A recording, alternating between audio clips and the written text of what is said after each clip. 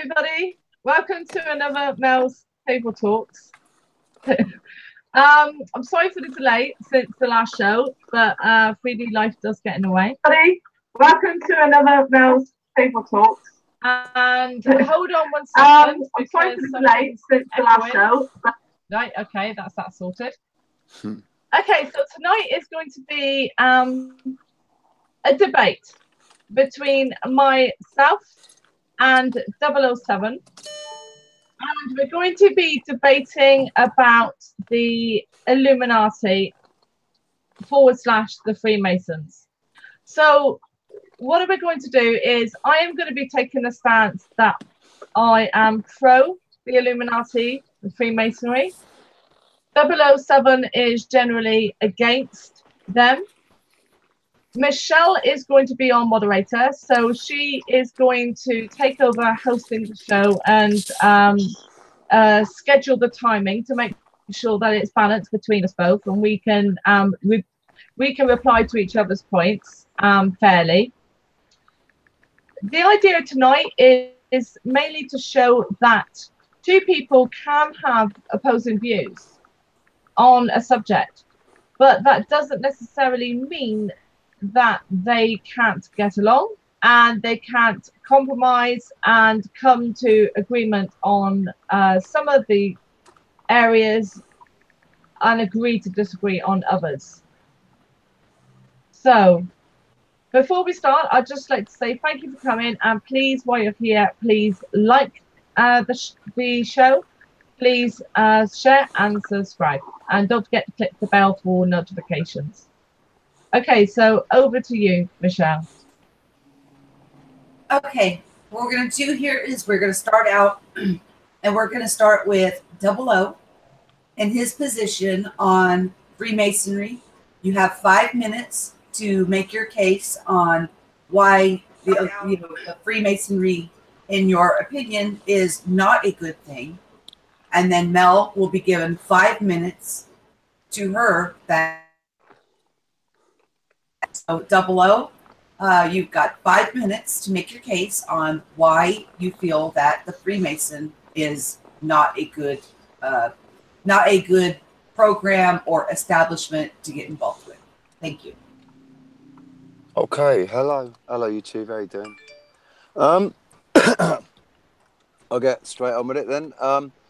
It's for the very reason that Mr. John F. Kennedy stated before he was assassinated. Really, that's probably got to be the best reason, that secret societies have to be repugnant to a functioning, to a decent, affluent, functioning, thriving society. The only thing that works is transparency when it comes to the leadership, and the connections between the Illuminati, the Freemasons, and those that are running the world at the moment, and would be you'd say that they are, they're the elite, they're the puppet masters, the ruling hand, whatever they are. They're only there because of this knowledge that they've hidden from everybody else, and unfortunately they're connected to absolutely every single thing that's influenced society and cultures all over the world for as long as history's been recorded. So for that reason, the Illuminati is not something that should be celebrated or allowed. It should be it should be taken out of the dark. It should be exposed for what it is, and then at least that way any rumors or anything that are going around, they'll be put to bed about, they worship Lucifer at the 32nd degree. They'll find out that they're actually worshipping Lucifer. Lucifer is seen as the grand architect. Or no, he's not seen as the grand architect. Lucifer is seen as our savior, because Lucifer gave us the opportunity to break out, or is trying to give us the opportunity to break out of the bondage that we're being held in by God, who is apparently the bad guy. I don't think I need to say much more than that, really. Okay, so you're going to go ahead and forfeit your last minute and a half. Okay, Mel, go ahead and explain why you feel that Freemasonry is not a bad thing. Okay, so from what I have understood, and this is quite controversial, but although there is currently a variety of different sects within Freemasonry and these secret societies, the core of their creed is basically the same as the Essenes. And who was the Essene? Who was the Nazarene? Another name for it. You're talking about the biblical family. And going back there, prior to that, back into Egypt, and prior to that, all the way back to Sumer, this knowledge came from. So yes, although some of the knowledge has been perverted, and there are some sects that use it for a selfish means, that doesn't mean to say that the knowledge isn't useful. Now, if the Freemasonry and prior to them the Templars, etc., never existed, if that knowledge had never been maintained, even though today a lot of it has been lost, then we wouldn't have this knowledge. Because when you think of the religious persecution that has gone on, both throughout the Egyptian Empire, further on from there in Judea, in Rome, and from there throughout the Western world by the Roman Catholic Church and various Islam and the Abrahamic faiths, this knowledge would have been lost. Now, if this knowledge is true at the core of it, then where would we be today? Well, what are the chances that the Age of Enlightenment would have occurred at all without this knowledge? What is the chances that the Industrial Revolution would have occurred at all? That the split between church and state would have occurred at all? The chances are none of those things would have occurred, because the people who were instrumental in instigating these changes to society were largely Freemasons, or of a different name but the same thing. So it is these people that have always, from my understanding, fought for the freedom of humanity, freedom from religious dogma, freedom from religious persecution. That doesn't mean they fought for the freedom of every human, but overall they have fought for freedom. They have fought for equal rights in education, at least of who they consider to be their people. They fought for equality in the genders. They fought for example, having females, priests, etc., in the churches. They fought for equality in a whole realm of issues. Now, unfortunately, that never took hold. 30 seconds. But it is taking hold today. And who do we have to thank for that knowledge, for those ideas? In my opinion, largely Freemasonry.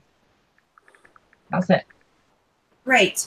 Okay, Double O, I'm going to let you start. You've got 3 minutes to answer to the best of your ability this question, and then we will give Mel the chance to respond on her opinion on it, or where her stance is, and then we'll give you 30 seconds to reiterate your point. So that's how we'll try to flow this out. Is Freemasonry a religion? If so, explain why. Or why not? Yes, Freemasonry absolutely is a religion. You are asked when you enter the lodge to begin your Masonic journey. You're asked to declare which god you pay allegiance to, and if you don't pay allegiance to a god, you are not accepted as a Freemason. They don't care which god you pay homage to. They just care that you believe in God. And once you get up to the 32nd degree, you find out that God is real, but God is the enemy, and Lucifer was the one that tried to free us. So it is a religion, but it's not been It's not. I think it has been canonized in the Freemasons version of the King James Bible. There is an entire book before Genesis in the Freemasons Bible. So Great. I think any notion that anybody has that the Freemasons, when they originally began, the Freemasons were decent, you know. They were honourable. They were men of their trade, men of their craft that kept the secret of their craft. But they were hijacked by a group of people who wanted a group that was able to keep secrets. They infiltrated that group, and then they built upon it. And they used the good part of Freemasonry as an offset on the balance of karma for what they do that's not good. That's why for the first... You got 10 seconds. That's why for the first, like, I don't know, probably 28 or 30 degrees, you think that you're still worshipping God. They don't tell you the whole truth. Okay, Mel. Okay. I mean, I find it interesting. I mean, I grew up in a predominantly Christian culture. So I used to have the same kind of views about Lucifer and Satan and God as I think many people do, that God is good, Satan / Lucifer is bad. But when you start researching about the tales of the Anunnaki, and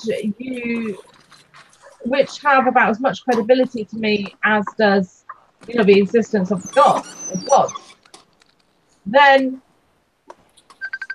Lucifer may not be the enemy, may not be the bad guy here, because if God, the Christian God, is really Enlil, for example, then Enlil really wasn't in favor of the freedom of humans. Enlil was in favor of the subjugation of humans. And if Lucifer, as I've heard it said, is really Enki, our creator, then Enki was for the equality of humans, the education of humans. So I think... Do you think it's a religion? Oh, sorry, my apologies. Yeah, yes, it is a religion. Yes, at least it's based in religious ideology. I don't, as far as I'm aware, I didn't realise, I had read that you're not required to actually follow any religion to be a Freemason, but you are encouraged or required, I'm not sure which, to read religious texts to understand the similarities amongst them all and the commonalities amongst them all.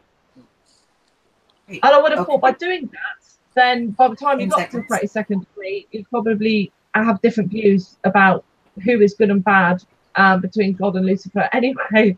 So it probably wouldn't be such a shock when you got to that point to find out that they consider at that level that Lucifer was the good guy. And I do understand that there is a difference between Lucifer and Satan, and Luciferianism and Satanism. So there is a big difference there. Okay, so, Double O, do you have something to add to affirm where your position is on Freemasonry? Is it a religion? And if so, why not? Or why is?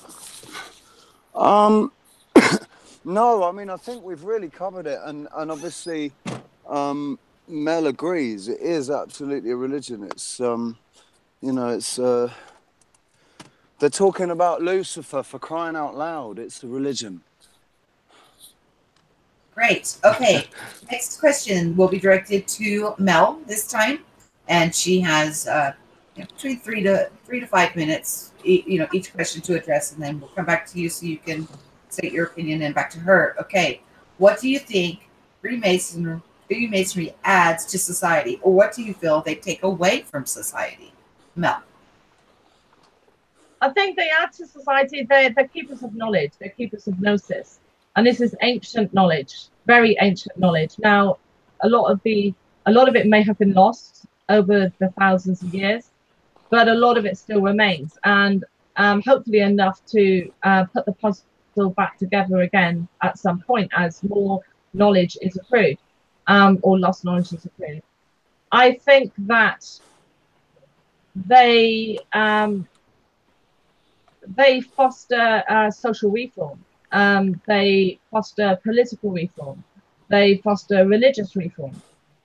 I think that there will always be secret societies in one form or another. I mean, I remember as a child just wanting to be in my brother's gang. You know, how many of us wanted to be in the local gang when we were children? How many of us wanted to be accepted by our peers? Humanity is a tribalistic species. We're always going to have secret societies of whatever form. But this one is one to maintain knowledge. You know, the Hermetic traditions came from this kind of thing. I think it came from Templars of Freemasonry, because a lot of this knowledge goes back through the Abrahamic religions, then before back to the Judaic traditions, and then back to Egypt and before that. It's all related and from the same source. What do they take from society?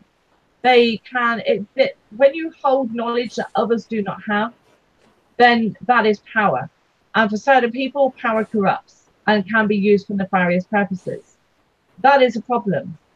And I think inevitably within our societies, whenever you have power, then there is it seems to be almost an inevitable selection process for sociopaths to be the most successful in those societies. That is a problem, but that's a problem across the board.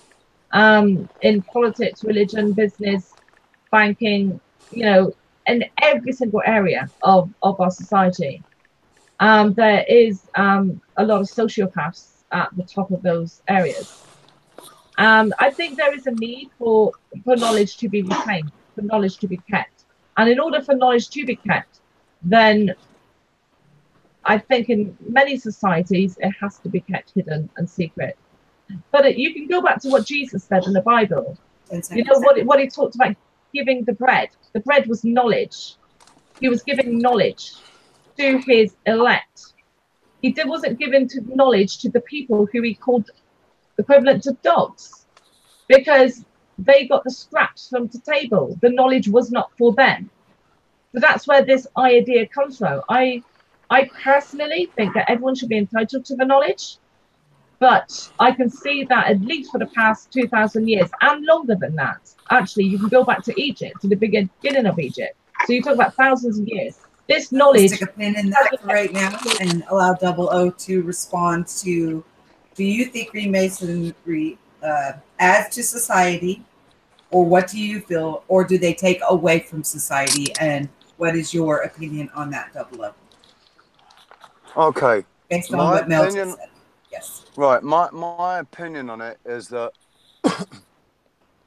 the Freemasons, right, as they were originally intended, are a benefit to society, or potential benefit to society, because depending on the knowledge that they hold, the Illuminati, on the other hand, does not have the general public's best interests at heart. It only has the interests of the elite, of those certain bloodlines. It's not. It's a members only club, and if you're not of the right blood, you're not welcome. Even if they let you in, you're not going to be as welcome as if you're one of the bloodline. Now, knowledge does need to be kept from certain people, because some people are dangerous and would be dangerous with this knowledge. But the trouble is the dangerous people that have got control of the knowledge. So I'm not saying the knowledge is a bad thing, and I'm not saying that keeping the knowledge secret from from all prying eyes is a bad thing, because whilst we are all basically indoctrinated into a system, hardly any of us is really ready for this knowledge anyway. Because if everybody was to get this knowledge now, without having if they were just to be given the knowledge now by mainstream media, all hell would break loose. Only the people that have got the the drive and the inner burning question to search for that knowledge deserve the knowledge at the moment. You know, because. And you're right on time too. Very good, 00.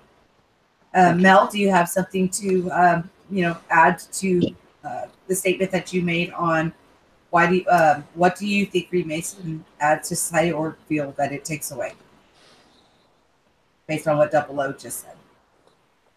Well, there's something I wanted to mention that 00 had just mentioned about lineage, about bloodline, and that's very true. It's on the list, actually, of questions. We'll come to it. All right, so I won't talk about it now. Ask the next question. Okay, I've got a question from the chat. Okay, the Bible is a story, and this is, we're going to start with you, 00. The Bible is a story about mankind evolving from Lucifer to Christ. Lucifer is the light bringer, and Christ is the light bringer within us all. Do you feel that Freemasonry, as the background of it is about the transition of man through these secrets that they may know within themselves, that they're keeping to themselves, this understanding in a quote unquote secret society? That question came from Phoenix Rising. Ah, Phoenix Rising. Hello, Phoenix. How are you, sir?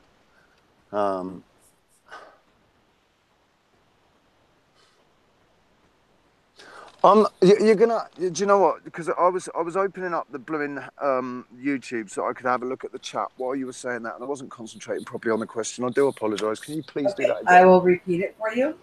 Phoenix Rising asks, the Bible is a story about mankind evolving from Lucifer to Christ.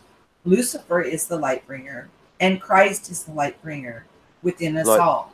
And I added to that, I just wrote the question down as he wrote it. So what I'm asking you is, do you feel that in Freemasonry that they have these very secrets that they are keeping from mankind within their society? And if so, why would they want to keep it a secret? The secret story about the creation of man. Yes, absolutely. I think that is the secret that they are keeping, the creation of man.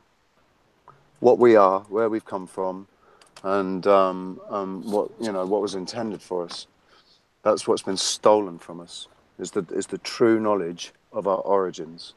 And if we had the true knowledge of our origins, and we had life as it was intended when creation first began, if Lucifer, if in this paradigm Lucifer is real, right? And he was somebody that warred against God because he found iniquity and all of that. The thing is, the Freemasons are behind the push of the story of the Bible. They are behind the King James Bible. The Freemasons are so tightly woven into everything, and the Illuminati didn't come out until 1770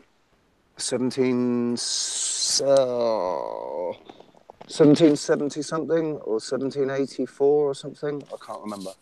I'm sure that maybe Bob Bant would know that. But you're on the debate panel, so you're the one on the spot now. You've got about a minute, and then we'll hand it over to Mel. So yeah, they're holding the secret of our creation. They've taken the story of Lucifer. I have my own hypothesis, my own very incredibly strong feeling about this entire story of creation and what Lucifer was. What Satan, Lucifer. Lucifer and Satan are sort of the same thing, and yet they're different. I say Satan because that's what it is. It's Satan. It's not Satan. Satan. They put a capital S at the beginning at some point, but it was always a story about the adversary, Satan. I think if everybody had this knowledge, life would be a different place because we would have our ability to manifest. They understand our ability to manifest. They understand how we manifest things, and that's what they're abusing. Great. Okay. And Mel, your response? I agree that the knowledge of our beginnings has been hidden from us until recently, but I don't agree with by whom. I think that the only reason that we are now beginning to learn this knowledge is because it is finally being let out, and it's being let out by people like the Freemasons and the Illuminati and other sects like that who hold this knowledge. Zacharias Sitchin was, I believe, a Freemason. So was most of the top scientists, and most people in the top of their field are either Freemasons of some one kind or another, or connected very strongly to them. So I think that this knowledge is now being released simply because they believe it has got to the point in our development with the last couple of 100 years in the increases in the quality of education, largely by them as well, the reforms that have come out, relinquishing the control of religious dogma and ideology of the other religions, that it's now a time when they can start trickling this knowledge back into the human consciousness. And I think that's what they're doing. This knowledge isn't coming from the Christian church. This knowledge isn't coming from the Roman Catholic Church. It's not coming from Islam. It's not coming from the main other Abrahamic branches of religion. It's not coming from them. So they're not freeing us. They're the ones, in my opinion, who have kept this knowledge from us deliberately. So yeah, I'll just end it there. Okay, I was about to give you your 10-second warning. And 00, do you have something to reiterate your stance on it? No, not really. No. Okay, let's go on to the next question. And this is for you, 00.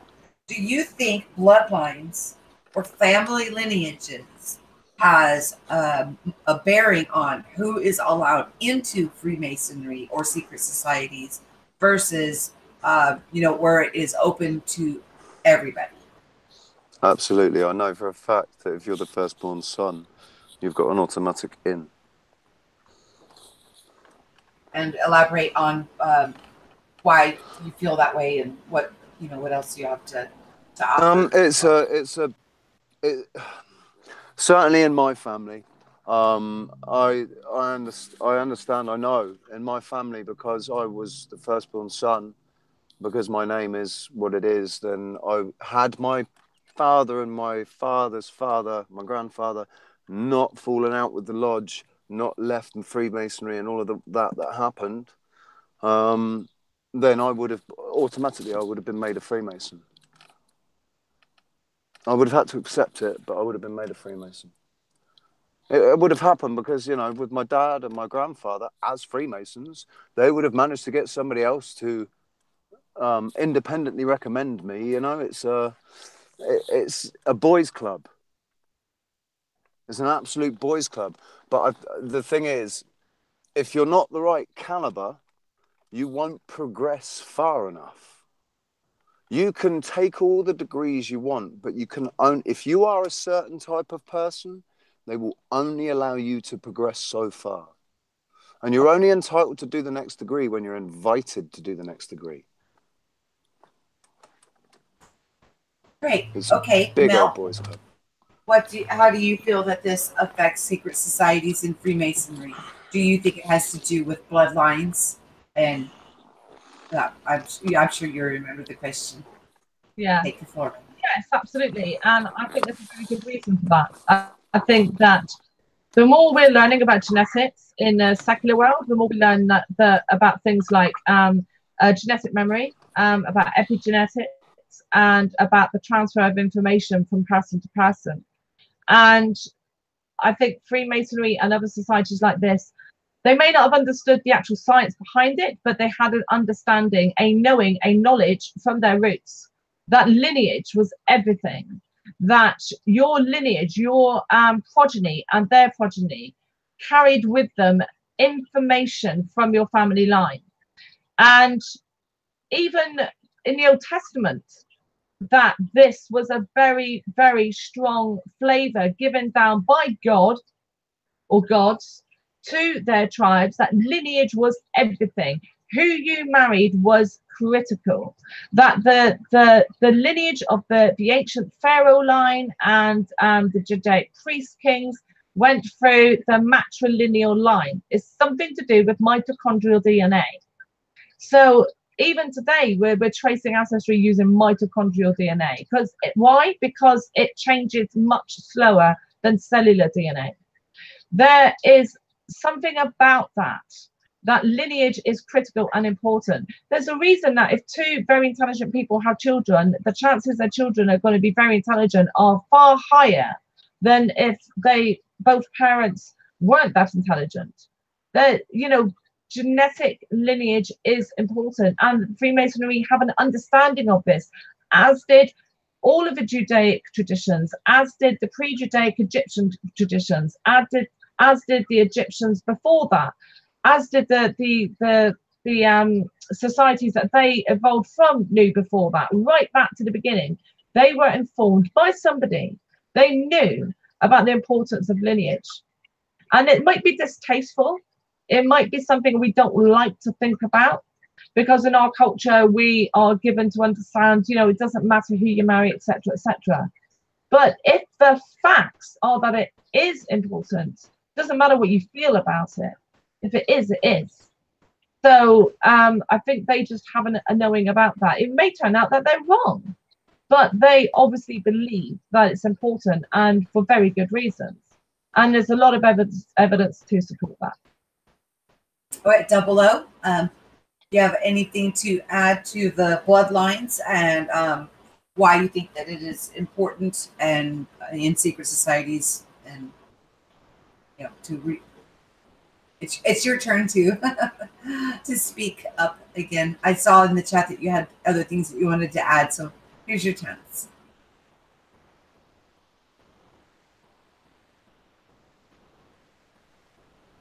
He is muted out. So, and the next question was, okay, but it actually goes to Mel first. So we'll just move on and jump out and do something in the middle of it. So yes, he did mention that he's in transition, and but we'll just flow forward. Okay, Mel, what are the levels, and how many levels do you think there are, and what they represent? Well, the levels in Freemasonry. Yes, ma'am. Or secret societies. Just in broad, it differs between the different sects. Like some have, I think, 12. Some have 32. I think there are other numbers as well. Like the Scottish Rite, and there are different sects, and the levels differ between each of them. And I think it's because in some they split the levels of other ones into like sub-levels, called them different levels. And as far as I'm aware, and I only have a very basic understanding of it, the first 3 levels is generally open of the one that's got 32 to basically everybody. Like you can join, and even if you're not of a bloodline, then the chance are you're going to get up to 3rd level. After that, then it's a lot more selective, and I know that there is knowledge you have to learn and show that you have an understanding of it before you can progress to the next level. There's a lot of ritual involved. Which is understandable. I mean, there's ritual involved if you go to the church. There's ritual involved if you want to become a priest or a vicar or whatever the term is for that particular religion.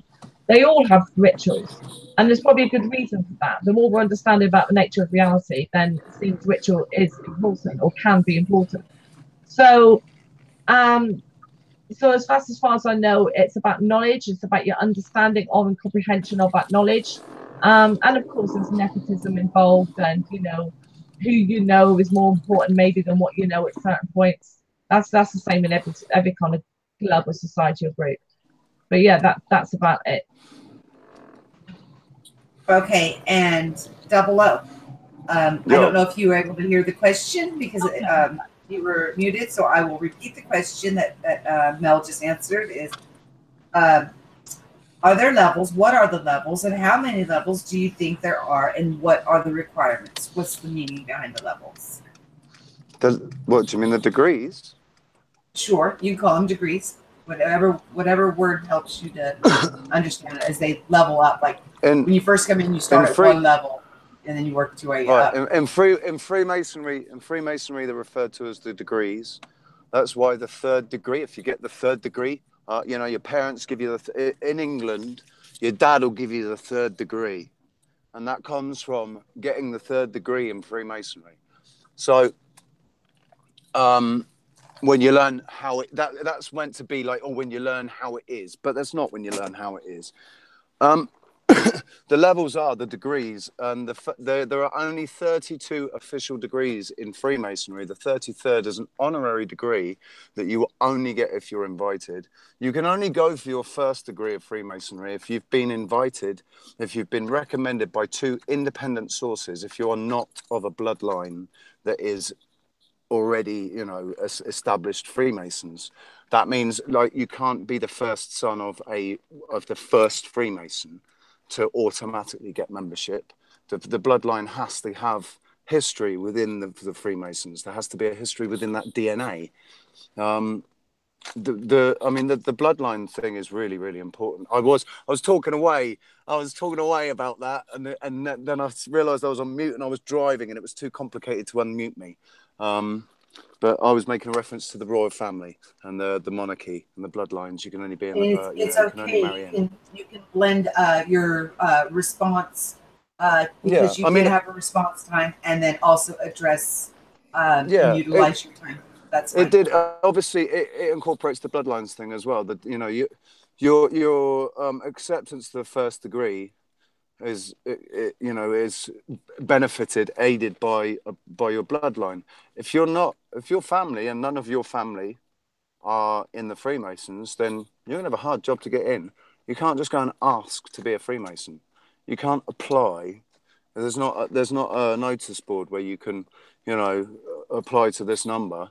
It's not like that. You have to be independently, totally independently. If you're not connected in any ways to the Freemasons, there have to be 2 completely, totally independent recommendations that have come at different times. You know, you might get the first recommendation at the beginning of the year, and the second recommendation might not come until the end of or halfway through the second or third year, and that it just happens that somebody else recommends you, and then that, you know, the first recommendation is noted down and your name is noted down in the lodge meeting. This guy has been suggested for you know, to take the journey, to walk the path. So it's not as easy as Mel thinks to get into. It is a boys' club, and if you're not one of the boys and you're not related to one of the boys, you better show something exceptional for them to notice you, and that has to be in either business or achievement. Okay, Mel, it is your time now to reaffirm your position or respond to what Double-O just stated about the levels. Okay, all right. I mean, I know obviously Double-O's got personal experience with his family, but I also have some personal experience with family members, not blood family, but you know, of people who have gone into Freemasonry very easily. I think it differs from sect to sect, from house order to order within it. I think but I do agree you've got to get high levels. I would have thought you have to be exceptional or have bloodline history there. I mean, I would like to say, point out, or to ask the question, where would the world be today if it wasn't for Freemasonry? Freemasonry, I've already talked about its involvement in recent history in the changes in the world. But according to the Sumerian records, this type of thing, I think it used to be called the something to do with the dragon. I can't. It's gone from my head at the moment. The Order of the Dragon or something like that. That was started by Enki. So, and the reason he started it was so that he could work behind the scenes to save as many humans as possible from the genocidal maniac of his half-brother Enlil. So, yes, it's been corrupted. Yes, it's been changed. Yes, there's been infiltrations. from both sides throughout the ages. But I think the world would be a much, for humanity at least, it might be better for Gaia, because I don't think humanity would even exist today if it wasn't for the original version of this secret society, of the secret gnosis and knowledge. But so it might be better for Gaia, but for humanity, it certainly wouldn't be a better place. And lastly, I'd like to ask people to consider, what is the difference between Freemasonry and its like, and organizations such as the Christian Church, the Roman Catholic Church, the Protestant Church, Islam? What is the difference here? The only difference is in scale, and the only difference is in selection. So, but the upper echelons of all of those societies are similar, are run in similar ways. They keep their knowledge secret from the laity, so that things go on in the upper echelons that the normal people wouldn't be very happy about if they knew. Right? And that actually is the next question that will be addressed to you first. You're just going a little ahead of the game, but that's okay. That's what happens when you're empathic. Okay, this one comes from the chat from Willie 00. The G in their logo also stands for the G in the key in music. What is your thoughts on that?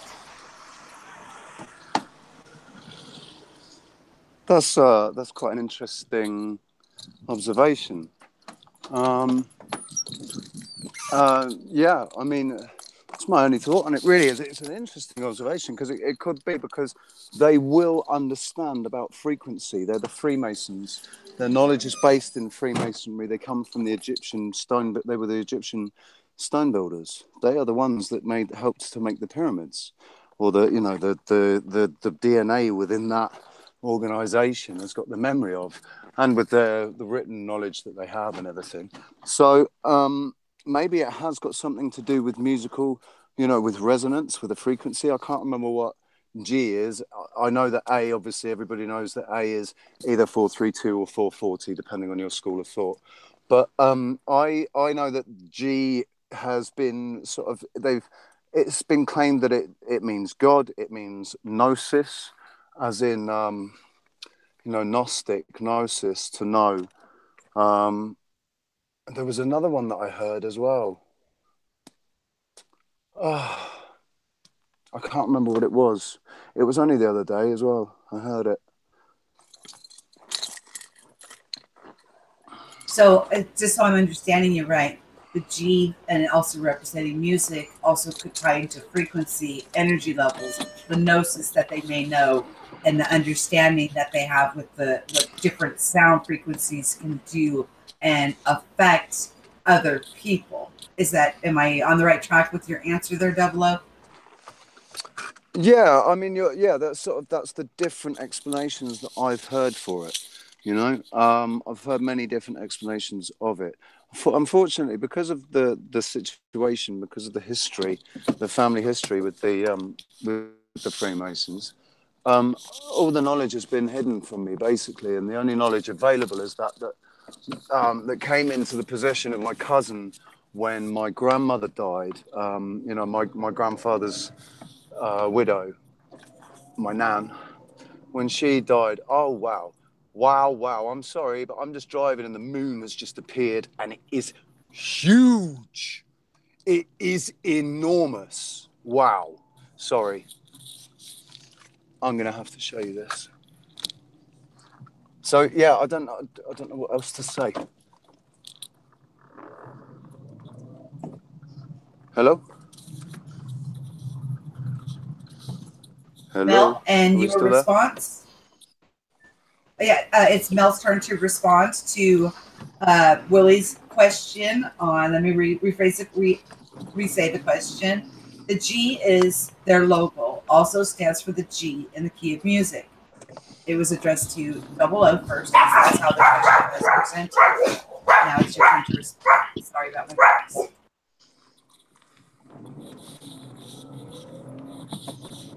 Yeah, sorry. Okay. Yeah, I don't know. I'm pretty sure Ralph Ellis discusses it with theories, but I can't can't remember. I was trying to remember, and I can't. He's a very prolific researcher with a lot of books. So no, I don't know off the top of my head. I would question the assertion by 007 that it relates to the Freemasons being the pyramid builders. From what I've read, it depends what pyramids you're talking about, but if you're talking about the main pyramids, the Giza Plateau and Dashur complex, then it's highly likely they were built. I don't know. I don't know about that retaining that knowledge. My understanding is that the worship of the architects of being stonemasons was a reference to the architects and the architects of the universe, and therefore the reality.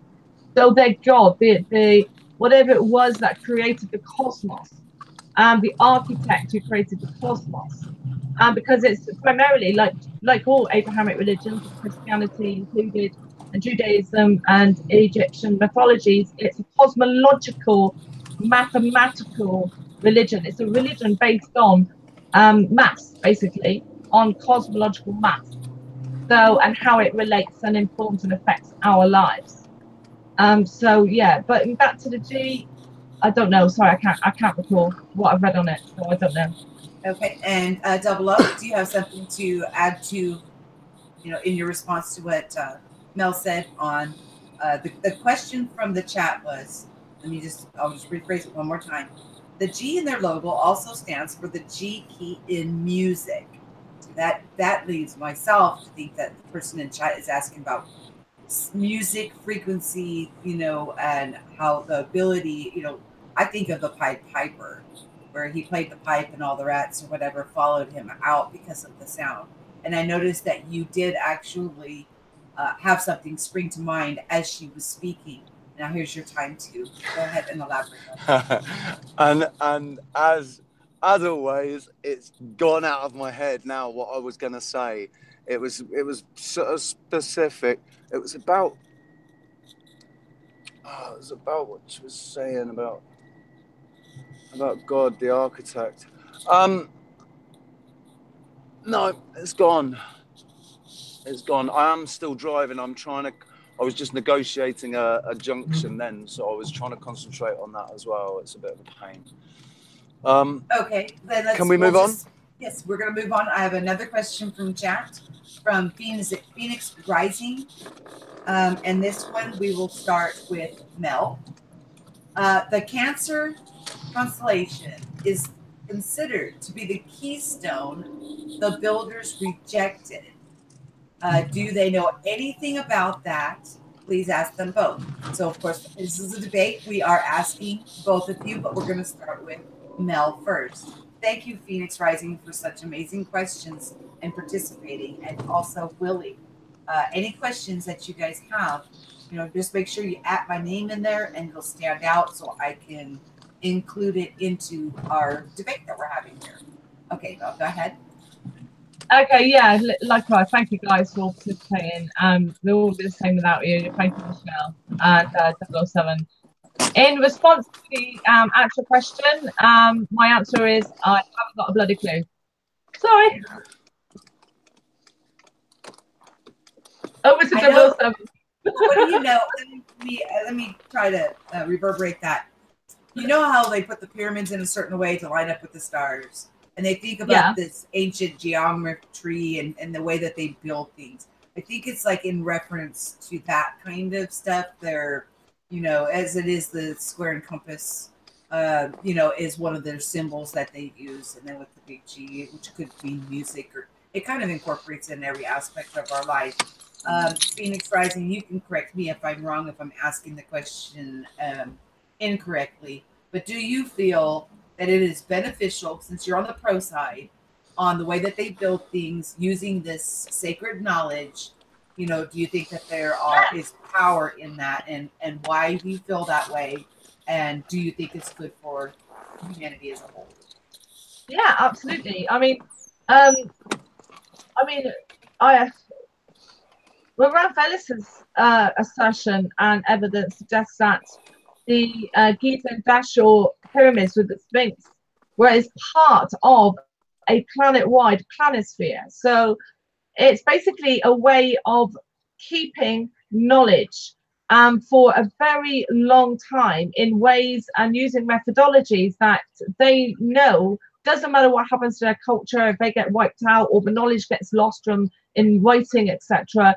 By incorporating this knowledge, which informs us about the very structure and organization of our reality and our universe, into these monuments on the planet, then yeah, that's amazing. What better way to retain knowledge for, you know, tens of thousands of years? So yeah, I think it's very important. I mean, it shows, for example, that the mathematical formula of pi was known probably about 11 to 12,000 years ago. So this may have been lost for a long time, but it was retained and incorporated into these monumental structures, these megalithic structures, where humanity may have lost it and then regained it, but it was there. And so yes, I think it was very important, and I think it's all based on cosmology, because that's where religion started. It started as a knowledge and understanding of cosmology, which then got translated into mythology and evolved into religious dogma. That's what Christianity is. It's a cosmological religion. Anyway, so there you go. Double O, and your response to that is the sacred geometry, placement of these, like she said, megalithic buildings based on the stars in the sky, you know, using the square and compass, you know, these different things that they use, including music with frequency. Willie just brought up a good point about raising the frequency in music, you know, which does actually cause, you know, disturbances within people, as we are learning that, you know, we're energetic, and of course, you know, applied frequencies and stuff to us being energetic, you know, makes a difference. And do you feel that these secret societies are aware of this, and what is your opinion on, and based on what Mel's answer on the pro side, what do you have to say on the side that you're taking in this debate?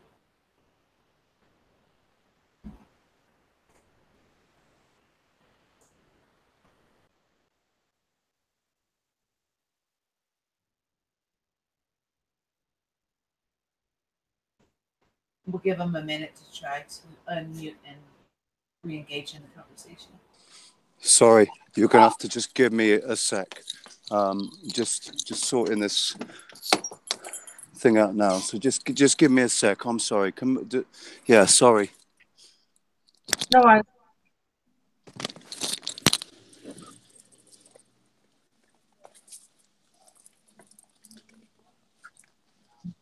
It wouldn't surprise me if the G is related to music, because, you know, you go back to the biblical scriptures, and God created everything with a sound, a word. He spoke a word. So, and the more we're understanding, science is understanding about the nature of our reality and how it works. Frequency, it's all about frequency, which, and sound is just a small portion of frequency. So we know they're using frequencies to control people's behavior, probably for good and bad. And we know that frequency affects our very DNA. So again, this is evidence, if this is correct, about the relationship between Freemasonry symbology and music, that this knowledge has been known for tens of thousands of years. And the only reason it is still known in those societies is because it's been kept and retained using coded information in a variety of forms. So if science hadn't discovered this now, and who knows, maybe the only reason science is discovering it is because little snippets they're being led like a carrot on a stick to go that route, to find out this information, because the people in the secret societies now consider we're ready to begin understanding it. I'm not saying that's true. I don't know. I think it's likely. But even if it isn't, if science independently hadn't got to this point and rediscovered it.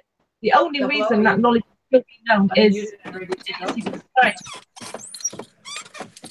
I see that you're unmuted, so I know she's still in time. Are you ready for your to put your response out? Or do you want to just pass on this one and we'll move on to the next? Right, hello. Sorry. Oh, great. Sorry.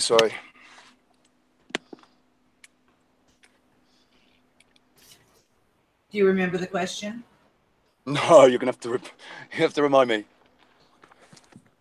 Sorry, I just had to step away from the iPad. I couldn't hear anything that was going on because I was had to just get out of the car for a second. I read directly from the chat from Phoenix Rising. Let me go back to it. Exactly how he wrote it. Okay. The Cancer constellation is considered to be the key stone the builders rejected. Do they know anything about that? Please ask both of them. We started then talking about the secret geometry, the pyramid placements, how they line up with stars in the sky, and, you know, the way that they use the square and compass. What is your opinion on that? What do you think that means? Do you think that they think there's power in these, in building things in a certain way? We already touched on music and how frequencies do affect us. So it's pretty much an open floor for you just to give your opinion on, why they build the way that they do and what tools they think that they're benefiting from it. On that, does that help you understand where we're at? Sort of, yeah. It's all about like you say, sacred geometry. I don't know anything about this Cancer and the builders, the builders rejecting it or anything. I've not looked. I don't remember seeing or hearing about that. Phoenix Rising asked another question, and I think it has to do with it was the one with the Lucifer and Jesus both being the light and the transition of that. Why are they both called the same thing? Well, no, they're only called the morning star. One's the light bringer and one's the light bearer.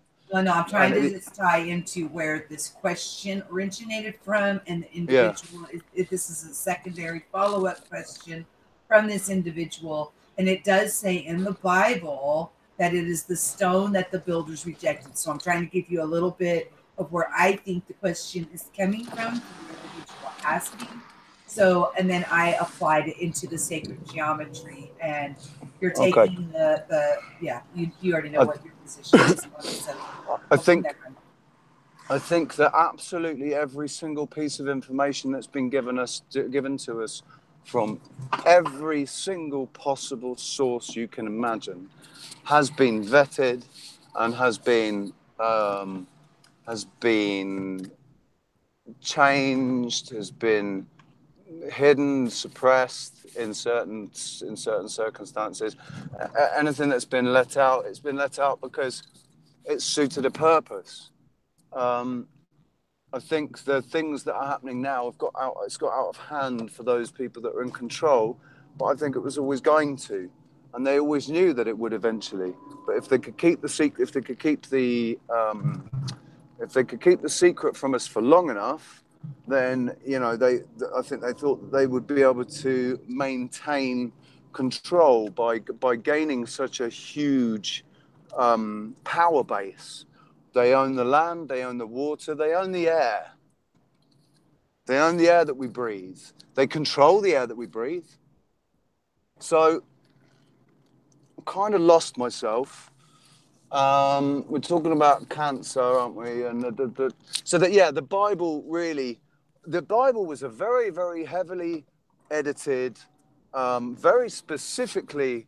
The Gospels and the books that were included in the Bible were very, very specifically, very, very heavily vetted by the people that canonized the Bible, and it was all in the interest of combining the controlling religions at the time in order to stop. To bring peace and stop the war that was going on in Rome at the time. And every single Bible has been based on that canonization. That canonization took out the very, very essential pieces of information that will give people the power. Because what's been taken away from us is our own power. They can't actually steal our power. What they can do is take away all your knowledge of your power, all knowledge of your ability of your power. They can better still make you think that to think that you've got that power is just so laughable. What are you, insane? And they've kept it for themselves, you know. This has been a game that's been in play for an exceptionally long time. I don't think any of us can truly appreciate just how long this game's been in play, and just how intelligent the people are that are up there that have rewritten the rules. You know, they haven't rewritten the rules. They've just given us a different rule book. The rules are the same, but they've given us a different rule book. And Mel, do you have a counter on your opinion or your, what you presented? To that, I would just like to add, it's easy to get into. I don't buy into, put it this way, I do not buy into the idea that the Freemasons and Illuminati have been in control of everything for so long. No, I don't think they are. They haven't. I think they are in control of knowledge and our secret knowledge that is slowly now being disseminated and drip-fed into public consciousness. I don't think they were in charge of creating the Christian religion, because in fact, the evidence that I've seen is that they were on the other side of that. That the early Freemasons, you've seen sect, were the ones that were persecuted by the creators of the Christian religion, as well as all the other Judaic sects that were around at the time. They were almost all wiped out. That's why they went into hiding. And I agree that there is a lot of corruption within Freemasonry. Say, for example, that you were people with this knowledge that would be of such benefit to humanity, and you had to keep it secret, potentially for an unknown amount of time. The only way to do that was to pass it down to your children and family members, and select family members who could be trusted, not only to understand it, its importance, and retain it. You would have to foster the alliances with very important people in your society at all ages in order for protection and to retain that knowledge. Because if you didn't, you were going to be slowly roasted by the Spanish Inquisition for many hundreds of those years. I have to say, we're actually that's a really good segue into the actual next question that is for you guys in this debate. And we'll start with 00. What is the difference between Freemasonry and other religious orders like Christianity? If you see any, do you see any differences? Do you, what's your thoughts on that? Freemasonry is a boys-only club that you can only go and look at their Bible if you are a Freemason. You can only listen to the lectures if you are a Freemason. It's a select club, and it's not open to everybody, whereas Christianity is open to all. Anybody that walks into the church and says, I want to be a Christian, will be made a Christian. If you walk into a Freemason's lodge and say, I want to be made a Freemason, they'll laugh at you and say, very well, give us your name and maybe we'll contact you, and then you'll never hear from them again.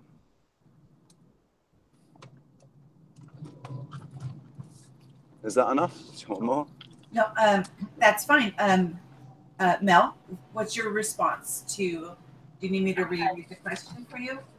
No, I remember the question. Okay, I think in general terms, there isn't much difference.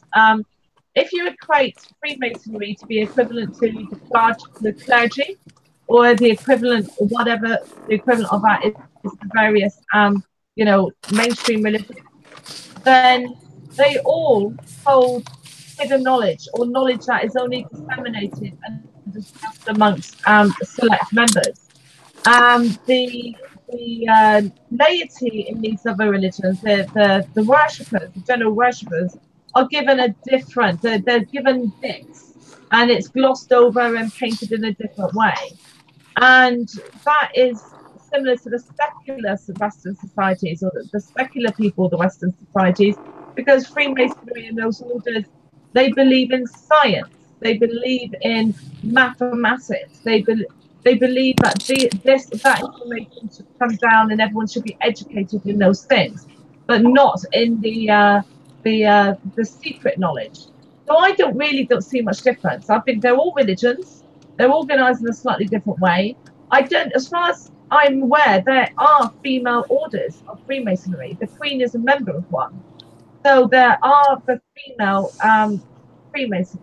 They're not called that, but there are female ones and male ones. They're just segregated. Now, what's the difference there between how it used to be in Roman Catholic and Christian religions? It was very male dominated. You know, females and males separated. It's still the same today in Islam. So, why? Because they all come from the same roots. They all are based on Egyptian mythology and Egyptian knowledge. They're just different brands of the same thing. So no, fundamentally, I don't see much of a difference at all. There are differences, but not generally, I don't. Thank you, Mel. And 00, what's your feeling on it? Do you need me to repeat the question? I thought I'd already answered it.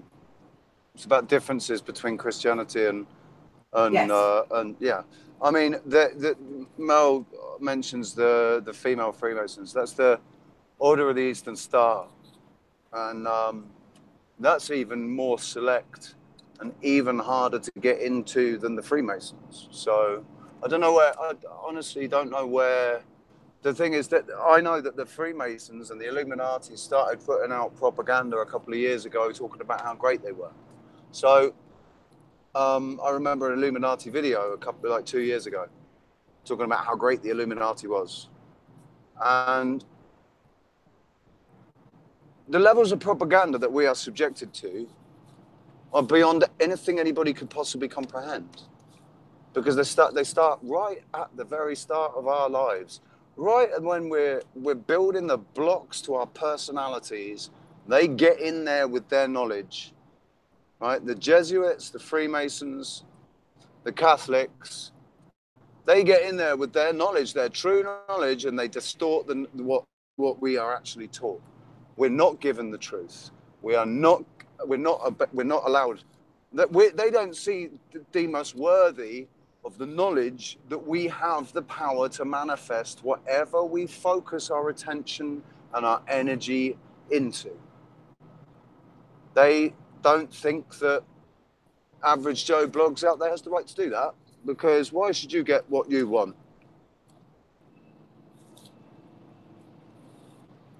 Because that's fear. That's a fear-based they're withholding it because of fear.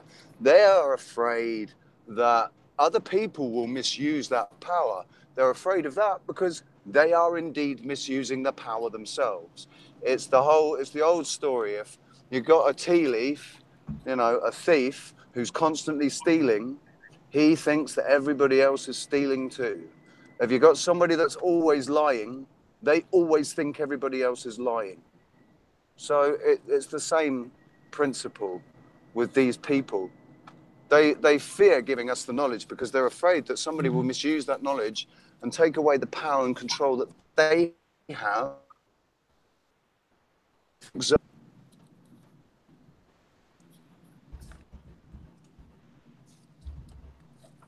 Okay. You still there? Okay, Mel? It's breaking up. Response? Yeah, I mean, 00 mentioned propaganda. The thing is, he's right. We are all subject to propaganda and have been every day of our lives, and all of humanity has in its entire existence. But propaganda comes from all sides and all perceptions. We've been subjected to 2,000 years of propaganda, in my opinion, about the Christian faith. Positive propaganda about it. We're now being subjected to negative propaganda about it. We've been subjected to all our lives, like negative propaganda about Freemasonry. And now we're being subjected to positive propaganda. Propaganda exists in all its forms from every side about everything. The difference of what is our job is to listen to all the propaganda and form a balanced opinion. In my opinion, I don't like religions at all. Whether it's Freemasonry or in all its forms, Christianity in all its forms, Islam, Judaism, Hindu, whatever. I don't like religion. I think, but I do recognize that all religions have done an awful lot of good for humanity. But at the same time, on balance, they've done a lot of bad for humanity. So I think that we just have to look at it with, in my opinion, with an open mind, without the fear and the anxiety. No one sect or group controls everything.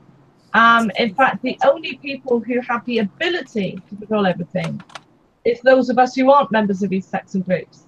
People like us. We have the numbers, we have the power. And it's about time we took it back. That's it. Okay. I did allow to Mel because, you know, we've been going back and forth and allowing them to rebut, but on this one, I sensed that she really had something that she wanted to say. We have one more question to address both of them, and then we will allow for them their closing arguments.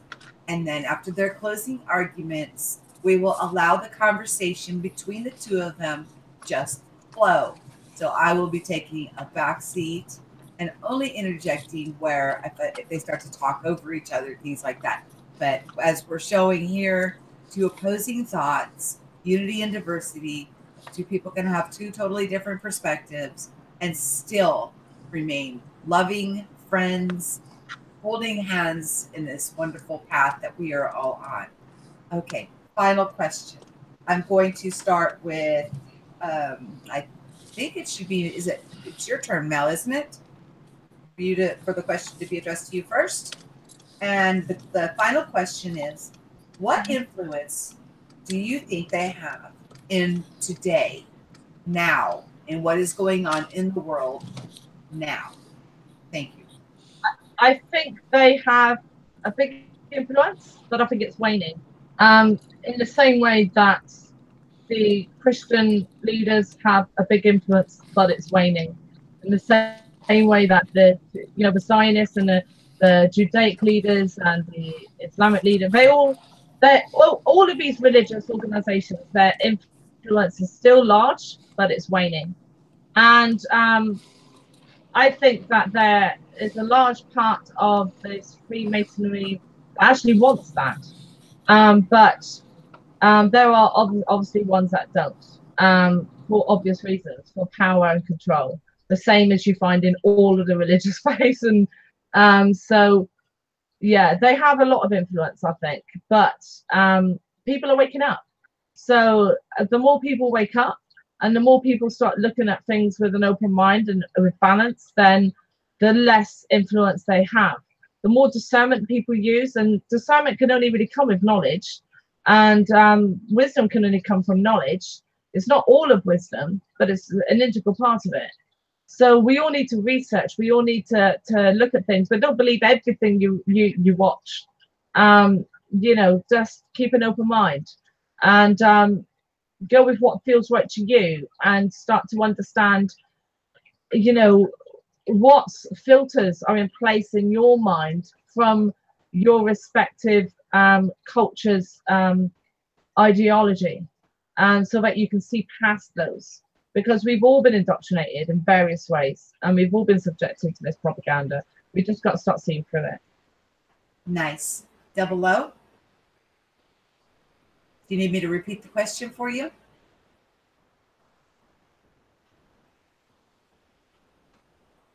Have we lost him again? No, I'm here, sorry. Yeah, please, if you could repeat it. Okay. What influence do you think they have, the secret societies, now in today's world? Or do you think they still have influence in the world today now? I think that they are the influence in the world. Their influence isn't waning, but the number of people waking up to that manipulation is growing. And I believe that it's a consciousness that's coming in waves. I want to stop using the word believe again. I feel very strongly it's a consciousness that's coming in waves. And this is a time that was always prophesied. And the thing is, because of the laws of manifestation, because it was put down in writing, it was the prophecies were inscribed and set in, not set in stone, although some of them may have been. It meant that we, through our focus and attention, we have been a self-fulfilling prophecy. So we're gonna, it's always going to go to where they said it's going to go. If you're living in that paradigm, if this truly is a battle between heaven and hell, and Lucifer and God the Creator, right?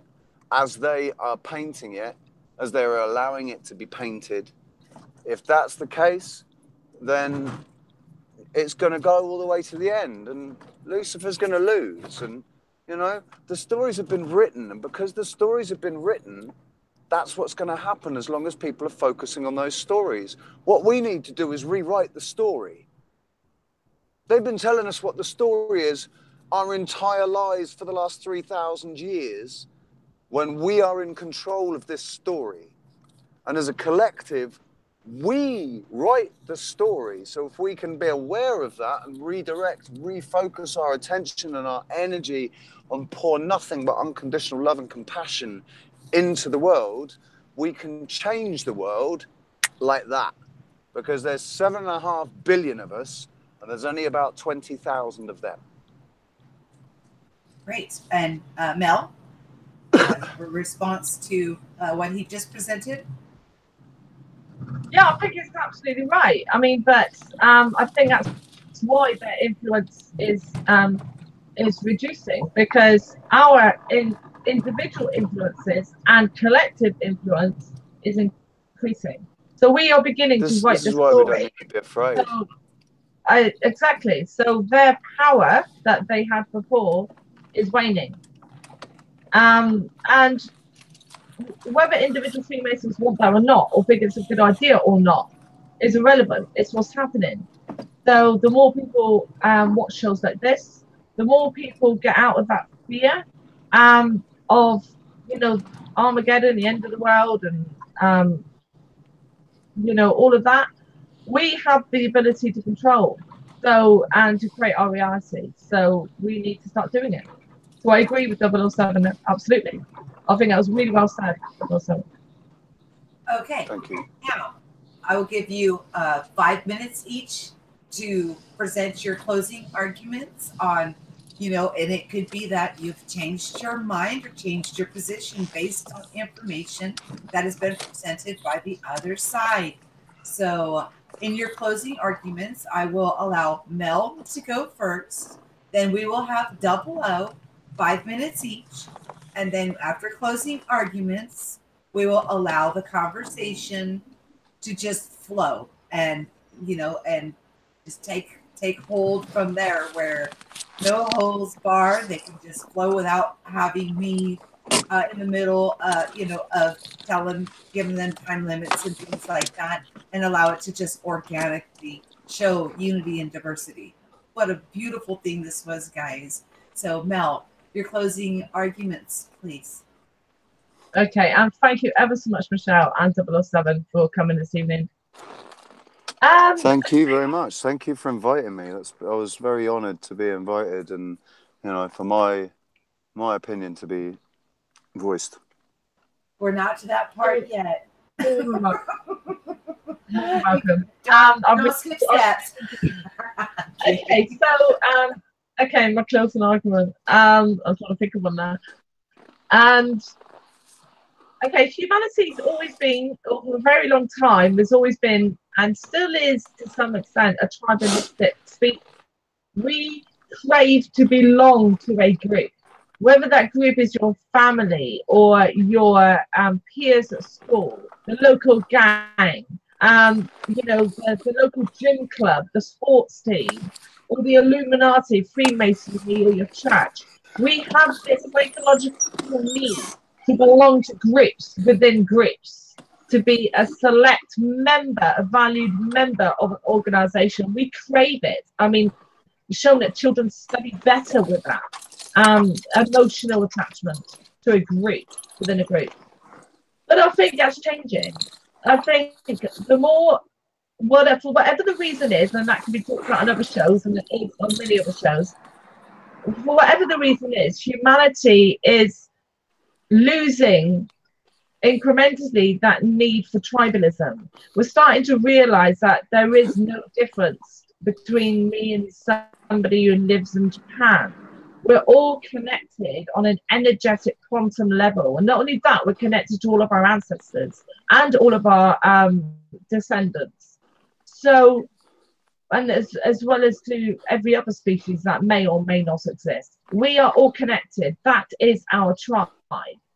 And as humanity loses this psychological need, as our frequency raises up to a degree that isn't of such importance to us as it once was.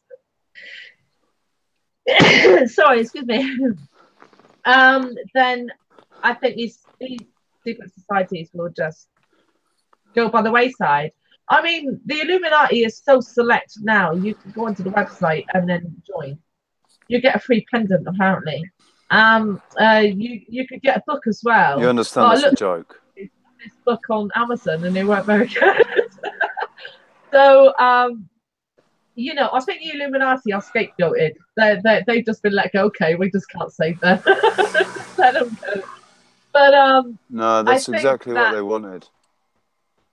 Hold on, well, maybe it was, but I think it is just going. And so, yeah, I see hope for the future. And for me, I am incredibly thankful and grateful to the work of Freemasons, Templars, and their ancestors and similar societies. I am grateful to the religious organizations. I am grateful to all educators that have because if it weren't for them, I wouldn't exist. You know, I only exist today, living this life now, because this is the world today. And that's through the actions of all of our ancestors and whatever form they came. Thank you, Mel. Double O? See, as I said at the beginning, there's always a reason to keep knowledge secret from certain people. And certain people need to display an aptitude and a level of responsibility that is deserving of that knowledge, if that knowledge gives them power over other people.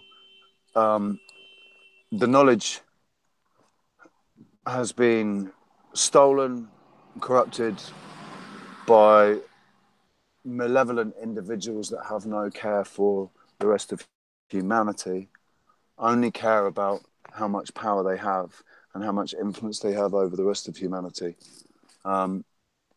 The Illuminati, this whole website, become a member of the Illuminati, is a joke. I'm sorry, I nearly swore then. It's a joke. It makes me quite angry that anybody's falling for it, because it's exactly what they want. Somebody's taken the idea and they've gimmicked it, and now they're going to try and make a bucket load of money out of it. All the time, it's a sham.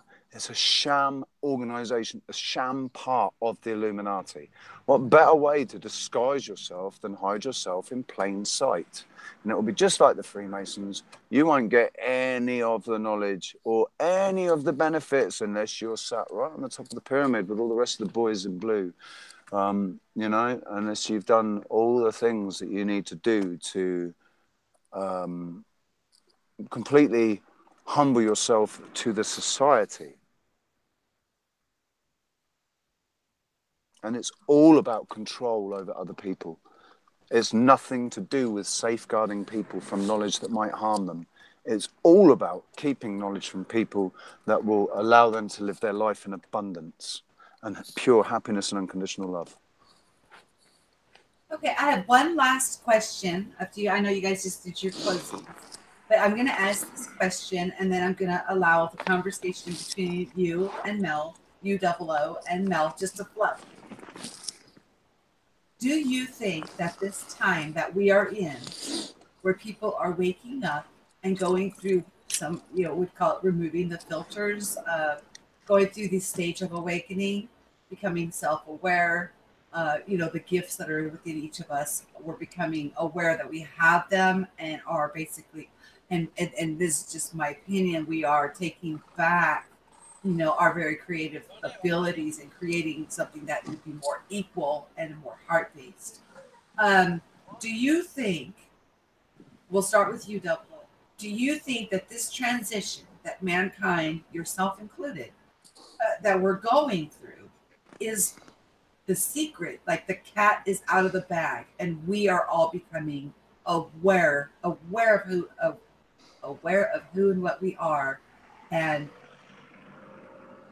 you know, promise in the future? And then I will let you answer first, and then Mel, and then you guys can just organically flow the conversation. Thank you guys for having me.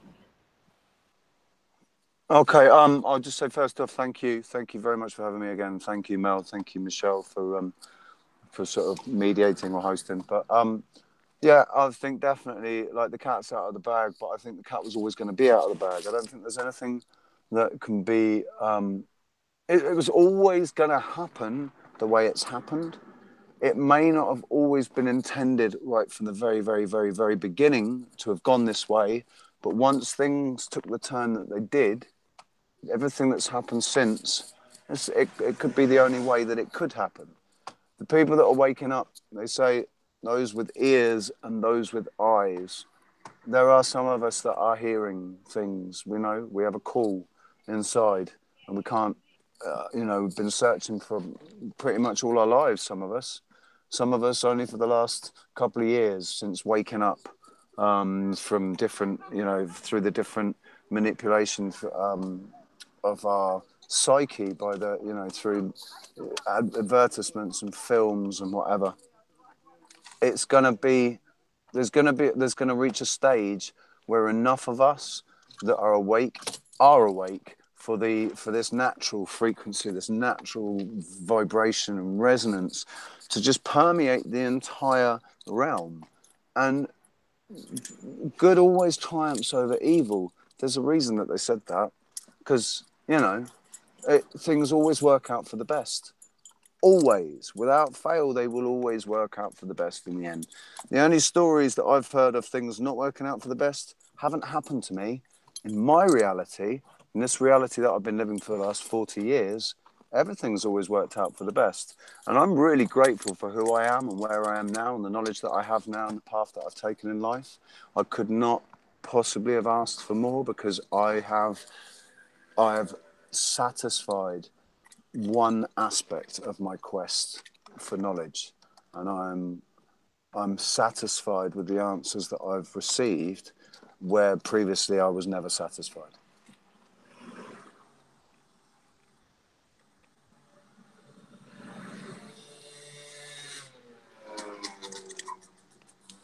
Mel? Yes, I think you're right. I think we are, I forgot the terminology you used, but yes, we are waking up to who and what we are and what our abilities are. And I think that, you know, I think that we, the awakened community, many of us, would today probably be considered like a secret society, because we are a minority who are questioning, we are a minority who are researching, we are a minority who are finding truth in hermeticism and similar things. So 200 to 300 years ago, we would have been paid a visit, expect by the Spanish Inquisition, and, you know, tortured and roasted alive because of what we talk about today. The only reason that's not happening is because times have changed, and this idea that education should be open to everybody, and that progression in life should be based on merit, which came from and has been kept by the original ideas of this creed that we're talking about. That's why we have this freedom. That's why freedom is increasing in many respects. But I agree that there's always going to be negative elements. There's always going to be elements that are doing service to self rather than service to others primarily. And that's in every organization. But I agree with you, Michele. We are waking up. It's getting bigger every year. It's more and more people are beginning to experience things and see things that are making them question their reality and everything they've always been taught. And we're taking back our true abilities that, for whatever the reason is, we haven't had before or lost, whatever the case may be.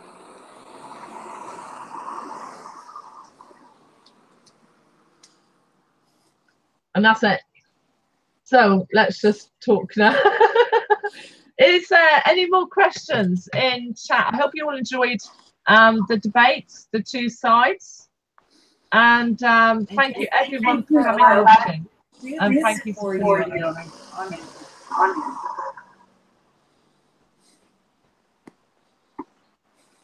Any questions? No? Okay. So is there anything else you want to add, 007? Not really. I mean, I think we covered it really well. I'm quite happy with how that went. It's, you know, I just maintain my position that the wrong people are guarding the knowledge. That's the only problem with the whole thing, is that the wrong people are at the top. That the organisation could exist if the wrong people weren't at the top of it. But because they are, it can't exist anymore. It shouldn't exist anymore. It should be dismantled. Yeah, but if that's true, I think it's going to change. I mean, I didn't believe before that there were incredibly rich businessmen who wanted, you know, to improve the lives of millions. That was their life goal. But they do exist. And I think they do exist in these secret societies as well, that people who want to change it from within. And I think that things are going to change. I agree with you that there is a predominance of people at the upper levels who primarily are going to be using it to protect themselves. But I also think a lot of them wouldn't choose to do that if they felt they had a choice. We've all heard the stories that many of them are bribed.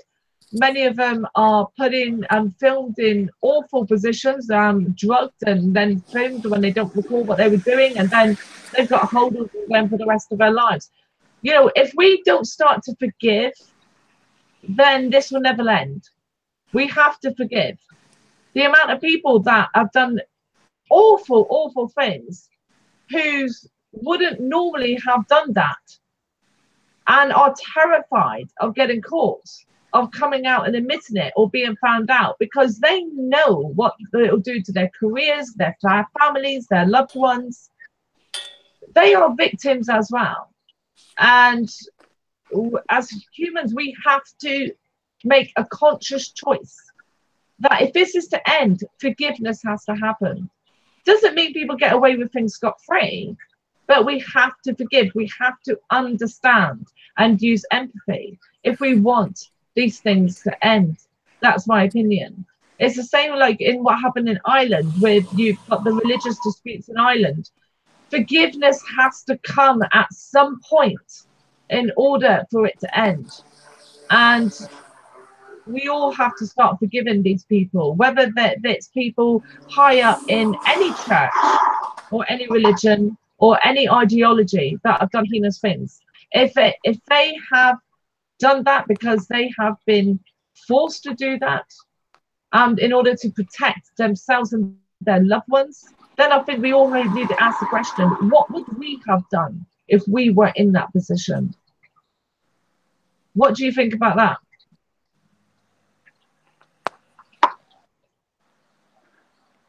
I think you have to question anybody that would put themselves in a position. So I'm getting echoed back there, bad. You have to question anybody that would allow themselves to be put in a position like that. If somebody is of that character that they would allow themselves to be put in a position like that, then they're not the correct character. Because I would never allow myself to be put in that position. Never. But not everyone's as strong as you. We've all done things in the past that we regret later. When we're young. Yes, but if you're talking about leading a country and leading a people, you need to be perfect, or as damn near goddamn trying as hard as you possibly can be. Lead by my example, kind of thing, like Jesus did. You know. But that depends on what you mean by perfect. Everyone has a different view on what perfect means. Well, perfect means not somebody that doesn't rape children and.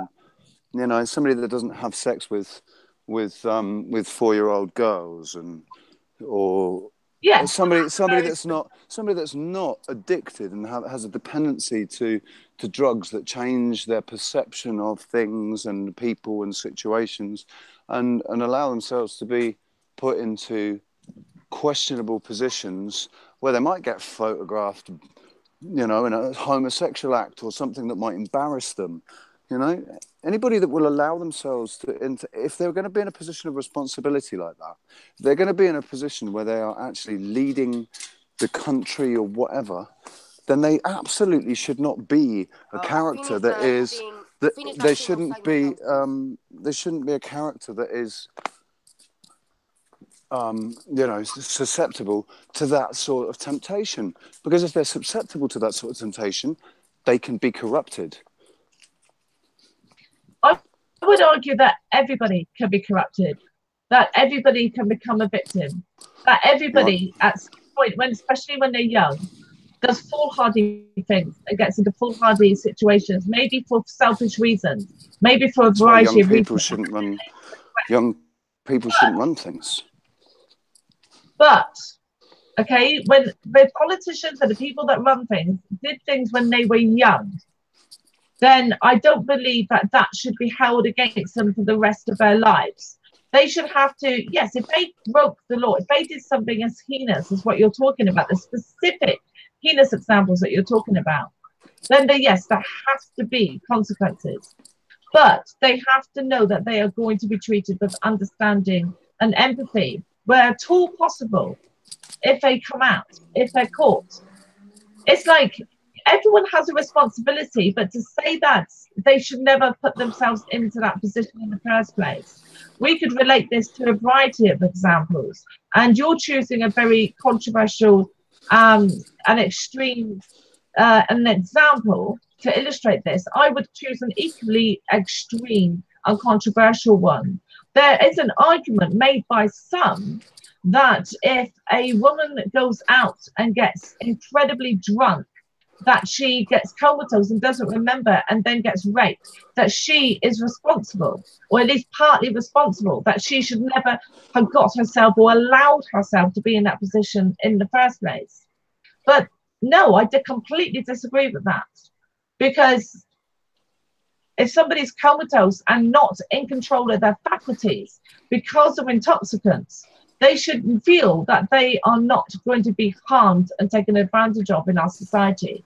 And that goes for these people as well, that have been bribed to support them and to do whatever for however many years, because at some point they went to some sort of ritual that I've heard examples and witness statements that they just thought it was oh, these people are weird, but these are where my business contacts are. If I want to get ahead in life, I need to, you know, brush shoulders with these people. I've been invited to this ritual.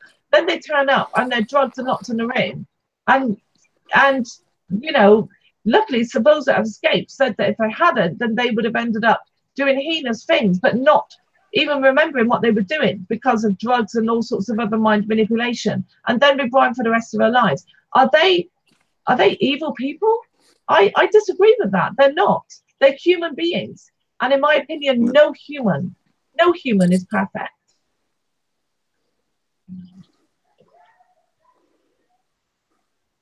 Where'd you go?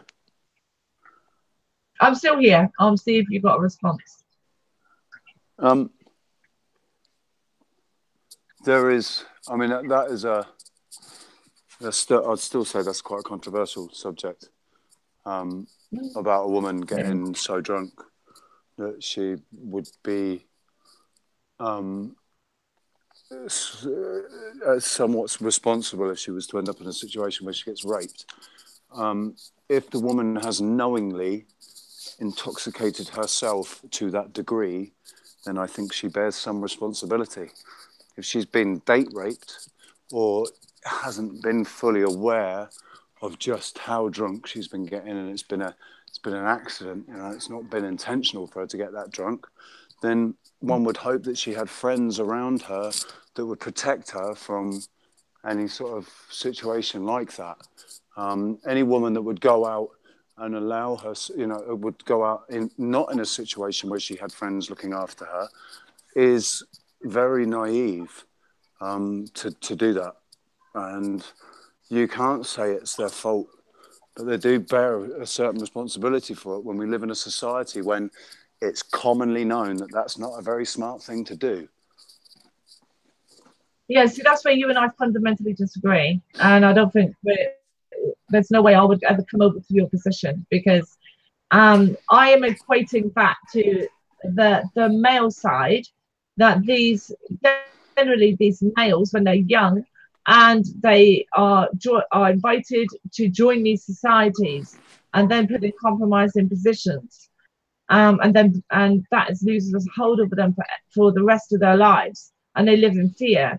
I see them as much as victims as they're victims, because nobody should ever, no matter what, be put into that kind of position. And I think until we as humans learn to forgive, to, as hard as it is, until we learn to be able to empathize with these people, to put ourselves in not only to think about what we may have done in their shoes, but to understand why they did what they did in their shoes, and to forgive them for that, then this type of thing is never going to end. Because as long as these secret societies can carry on having these holds over people, powerful people, for all of their careers, they're never going to end. Because they're always going to have that ability and that power. Because public opinion, if the majority of it is going to be unforgiving and unempathetic, then they'll always have that power. So in a way, it is us, humanity, in my opinion, that is perpetuating this situation, that gives this power over these other people. I'll give you an example from my own life. When I was a child, I suffered a sexual assault by an older boy. Now, this was witnessed by another peer of mine. You're talking, I was, I don't know, probably about 12, maybe, something like that. This other lad threatened me with the knowledge of what he'd seen for at least, I would say, 2, maybe 3 years. I lived in fear for 2 to 3 years of inviting any of my school friends home, because I was terrified that he would tell them what had happened, and that the shame would cause them not to be my friend. Now, as illogical as that is how I felt. I was terrified, and it seriously affected my ability to make friends, until one day I opened up to a friend, and she simply said to me, "You're being ridiculous," because anybody who is your friend would understand what happened and would blame him, not you. You're the victim, not the other way around. And just saying that completely changed how I thought about it. And you know what? I invited her home, and exactly what I'd feared had happened. It came and told her. But because I'd already told her, it had no power, and that it ended in that moment. But as illogical as it was, the fear is held over you. And I think that this is what happens to these people. These people are young. They're put into compromising positions, and that fear is put over them because they fear that the rest of humanity will not be able to forgive and understand. So I know they've done horrific crimes, many of them, but we also have to judge them with understanding, in my opinion, and give forgiveness, in my opinion. So I'm just giving you an example that fear is so powerful. Oh, absolutely, but the thing is that that doesn't mean that these people shouldn't have the power taken from them. They should have no ability or right to ever have any power again. They should be put down, you know, down to the normal level of everybody else, because they were not,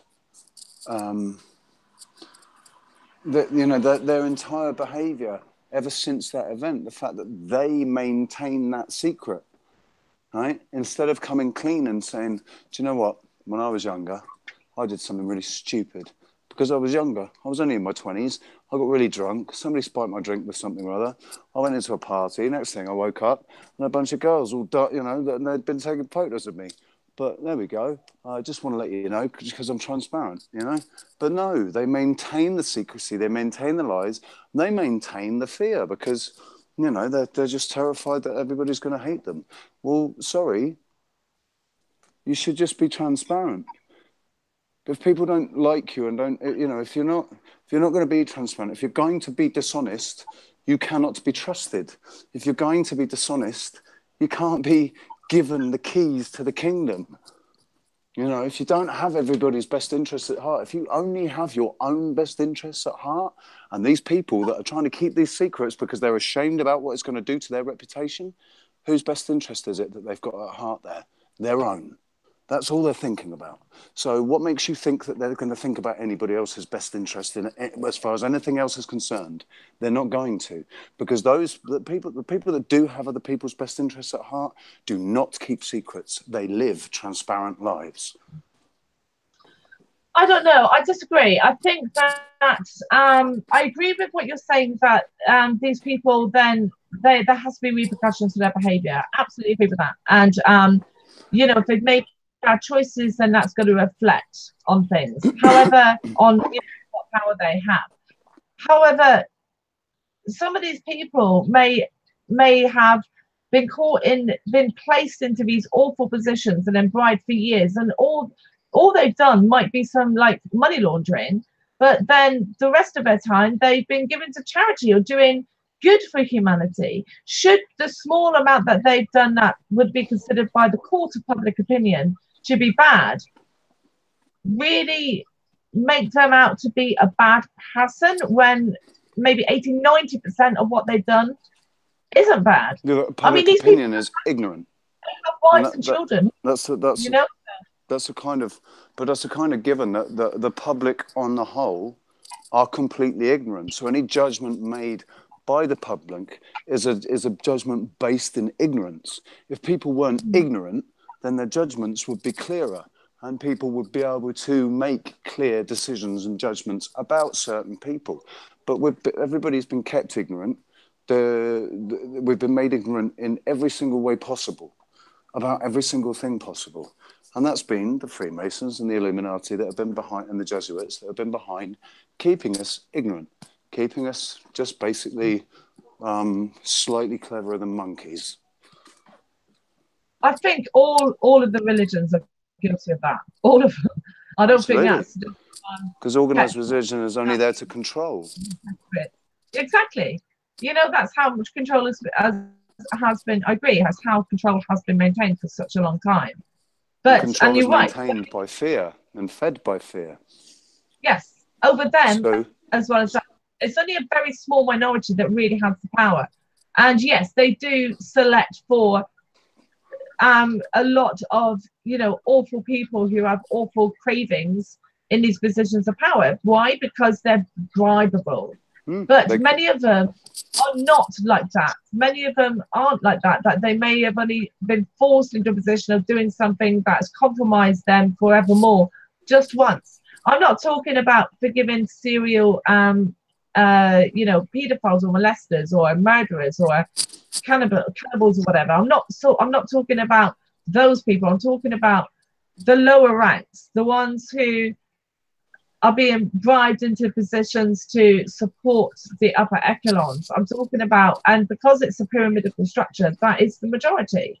But when people have this like perception that everyone in the Illuminati is bad or everyone in the Freemasons is bad, and that is a common perception of people that know a bit about it, then I think that doesn't foster understanding and forgiveness, and will only perpetuate this type of thing going on forevermore.